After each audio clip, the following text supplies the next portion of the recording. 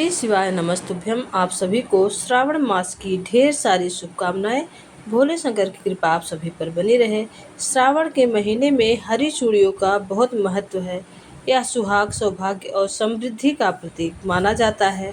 हरी चूड़ियां पहनने से माता पार्वती प्रसन्न होती हैं और महिलाओं को अखंड सौभाग्य का आशीर्वाद देती हैं।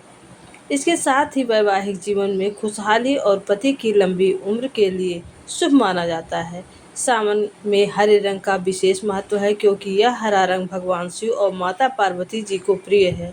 हरा रंग प्रकृति, उर्वरता और हरियाली का भी प्रतीक है, जो सावन के महीने में चारों ओर दिखाई देता है। हरी चूड़ियां पहनने से केवल धार्मिक मान्यताएं पूरी नहीं होती, बल्कि यह महिलाओं के हाथों में सुंदर और आकर्षक भी मानी जाती हैं। अगर सावन मास में हरी चूड़ियाँ आप पहनते हैं, हरी साड़ी पहनते हैं, हरे कपड़े पहनते हैं, तो इससे माँ पार्वती और भोले जी का आशीर्वाद आप पर बना रहता है। साथ ही परिवार में सुख समृद्धि आती है और मन की मनोकामनाएं पूरी होती हैं। महिलाओं को अखंड सौभाग्य का वरदान प्राप्त होता है। तो सावन मास में हरी चूड़ियों का बहुत ही बड़ा महत्व है। तो सावन में पूज्य गुरु जी द्वारा बताए गए हरी चूड़ियों का महात्म्य शिव पुराण में वर्णित है, जो पूज्य गुरु जी श्री प्रदीप मिश्रा बता रहे हैं। तो यह कथा पूरी जरूर सुनिए और अपने जीवन में सुख समृद्धि लाइए, परस्पर प्रेम लाइए, जीवन को सफल बनाइए। तो आइए सुनते हैं श्रावण मास में हरी चूड़ियों का महा उपाय। अगर यह उपाय आप करते हैं, बहुत ही सरल अचूक उपाय है, यह उपाय करते हैं तो आपके जीवन में जो भी कमियां हैं, घर में, जीवन में नकारात्मक ऊर्जा है या आपकी आर्थिक तंगी है, सुख समृद्धि की कमी है, परिवार में परस्पर प्रेम नहीं है, तो वह सब आपकी मनोकामना अवश्य ही पूरी होगी। श्री शिवाय छूट भी गए, कोई दिक्कत की बात नहीं। जिस जो पेड़ तुम्हारे यहाँ लगा हो, जो पौधा तुम्हारे यहाँ लगा हो, जो वृक्ष तुम्हारे यहाँ लगा हो, जो क्यारा तुम्हारे यहाँ हो, कुंडी तुम्हारे यहाँ हो, उसी की मिट्टी को, उसी के पेड़ के नीचे, उसी पौधे के नीचे उस मिट्टी को थोड़ा सा हाथ से उसको उठाकर एक लिंग की आकृति बना ले। उसमें जलाधारी बनाने की जरूरत नहीं, केवल लिंग की आकृति बनाकर उसी की पूजन वहीं कर पानी चढ़ाकर 15 से 20 मिनट बाद अपना काम करने के बाद उसी को उसी मिट्टी में विसर्जन कर दें। अपनी कामना कर देव अधिदेव महादेव 2 महीने के बाद क्या देगा ये वही जान सकता है। सोमवार के दिन तो मेरे मंदिर के दरवाजे पर चौखट पर बैठ जाना, और दूसरा प्रतिदिन शाम के समय पर तो बेलपत्री के पेड़ के नीचे बैठ जाना। जो तेरी बेल वृक्ष के नीचे सेवा करने आए, जो शंकर जी के मंदिर में सोमवार को जल चढ़ाने आए, उसका जो पात्र जल चढ़ाकर जब वो घर लेकर जाए, उसके पीछे पीछे, पात्र के पीछे पीछे तू जाना और उसके घर में लक्ष्मी का भंडार भरकर। लक्ष्मी बेलपत्र के वृक्ष के नीचे तू विराजमान हो जा। उस बेलपत्र के वृक्ष के नीचे जो कुंवारी लगाए, सेवा करे, चाकरी करे, एक बेटी को जैसे बड़ा करते हैं वैसे बेलपत्री के वृक्ष को जो बड़ा करे, बेलपत्री के वृक्ष का जो पालन करे, पोषण करे, उसकी संभाल करे, उस बेलपत्री के वृक्ष को जैसे जैसे वो उन्नति करे, वैसे वैसे उसके घर में समृद्धि बढ़ते जाए। जिसका खुद का मकान नहीं हो, खुद का मकान नहीं हो, किराए के मकान में रहते रहते जिंदगी बीत रही है, खुद का और बहुत दुख का जीवन चल रहा हो, बहुत कष्ट का जीवन, बहुत अपना खुद का कोई मकान नहीं, मान लो प्लाट है पर मकान बन नहीं रहा, या कोई प्रॉपर्टी अपनी नहीं बन रही, तो हम इस व्यास से कहना चाहेंगे कि एक प्रयोग अवश्य करिएगा, एक प्रयोग अवश्य। अपने आसपास के 5-6 बेलपत्र के वृक्ष देख लीजिए।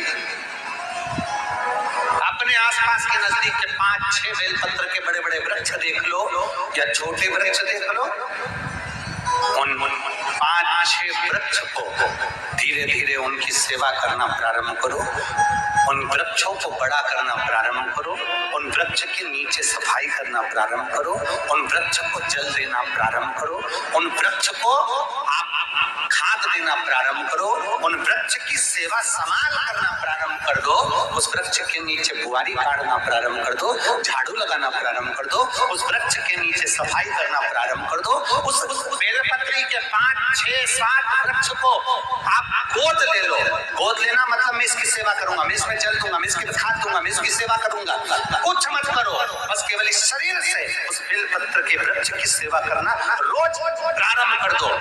6 महीना इंतजार करना, 6 महीना लगातार सेवा करना, 7वां महीना आपका और हमारा, और बताना कि भोलेनाथ ने प्रॉपर्टी दिलाई कि नहीं दिलाई और आगे बढ़ाया।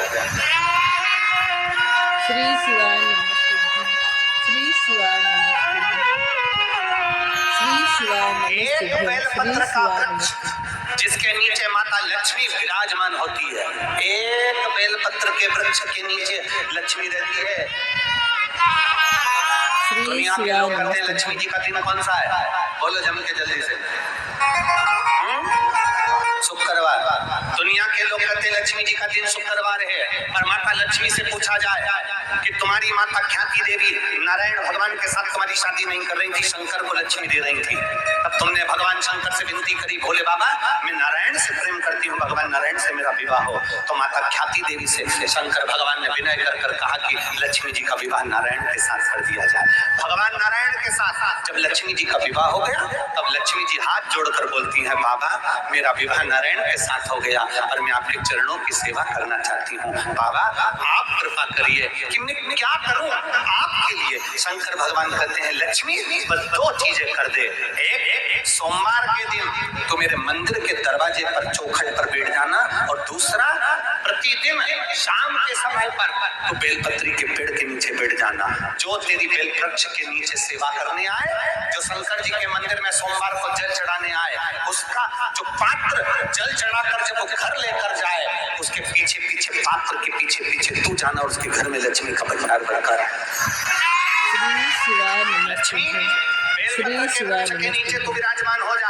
उस बेलपत्र के वृक्ष के नीचे जो बुआरी लगाए, सेवा करे, चाकरी करे, एक बेटी को जैसे बड़ा करते हैं वैसे बेलपत्री के वृक्ष को जो बड़ा करे, बेलपत्री के वृक्ष का जो पालन करे, पोषण करे, उसकी संभाल करे, उस बेलपत्री के वृक्ष को जैसे जैसे वो उन्नति करे, वैसे वैसे उसके घर में समृद्धि बढ़ते जाए, उसके घर में वैभव बढ़ते जाए। ये शंकर भगवान माता लक्ष्मी से करे, भगवान शिव माता लक्ष्मी से करे।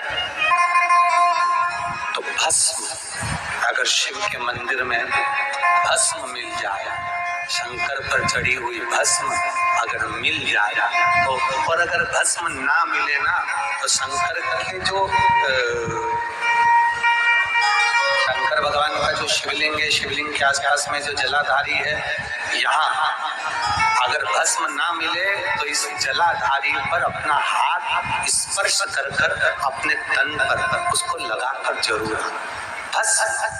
एक शंकर पर चढ़ा हुआ जल, दूसरे नंबर पर है शंकर पर चढ़ी हुई भस्म, ये 2 स्पर्श जरूर।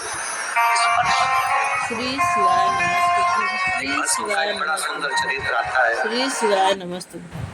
मुझे ये तकलीफ है पिताजी, मुझे ये कष्ट है, रज को अपने मस्तक पर जरूर लगाओ, क्योंकि शिव हिला शंकर जी पे चढ़ा हुआ, जम के बोलो जल अवश्य लेकर आ, क्योंकि जब तुम जल लेकर आ